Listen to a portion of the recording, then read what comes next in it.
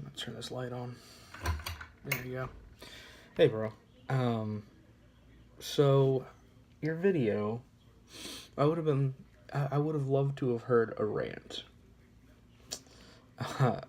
Because there is a lot going on today in the world and all, but I don't think you meant that part. I think you really meant more of a America's place in the world right now and what we're doing and what we've been doing for the past, however long. And I think that, barring a few different parts, we've never left the imperialistic expansion practice that was practiced back when we were still a colony by the other world powers. We've changed it slightly, but we're still doing it. So we'll go into a place, we'll shut out whatever opposition there would be, and we reshape it as we see fit, making them beholden to us in some way. We can't actually do like the ancient Romans did and just straight up conquer them and make them part of our empire and just have the American empire on the maps, because that would be, well, none of the nations out there would allow that to happen continuously. However, we're running into the same problem that Rome did, I think, where we have to keep going because, one, we've built so much militarily that we don't have a choice but to use it. Otherwise, we've wasted our money and our time. And two, because our debts are so big, we need to look for easier targets to kind of pick off and use to kind of chip away at that debt. But we're just to the point now where that's not feasibly working anymore. And because of what you called it, low battery, what you called it as a superiority complex is just we are who we are. We have to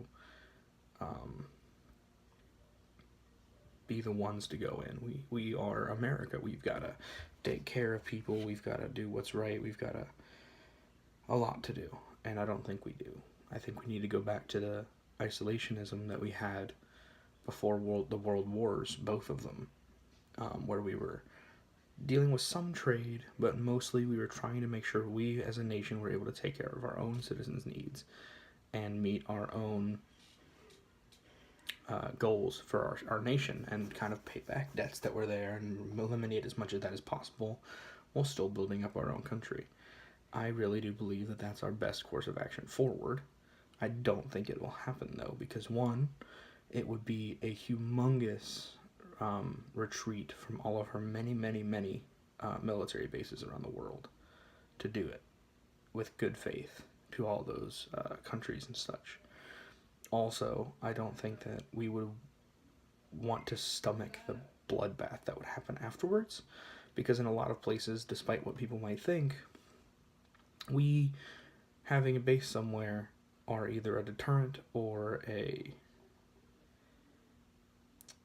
outreach, I guess, a charitable donation, if you will, to kind of keep stability in the area around it. So yes, we could bring further stability to our own, but because we've spread so far and done so much, for instance, places like Korea, if we were to pull out of Korea, what would happen? Would they stay in the DMZ? Maybe not. Maybe they would move into attack. Maybe they would, and maybe they would continue the talks that they've started to have finally toward peace. But I don't know. It's kind of hard to say. It's all speculative. And I think that's kind of where we're at. We're kind of like on the fence because we don't want to make any big moves and stir the pot. And we've got to kind of do it or not. And if we're going to do it, we've got to do it soon before we collapse. Yeah, other than that, there's also, I had the realization today that I'm going to be a history teacher, not that part, and I'm going to have to teach eventually the Trump presidency, and I have no idea how I'm going to do that. But yeah, so that's what's going on over here, and I'm going to go ahead and stop there before I run out of time, so I'll see you tomorrow.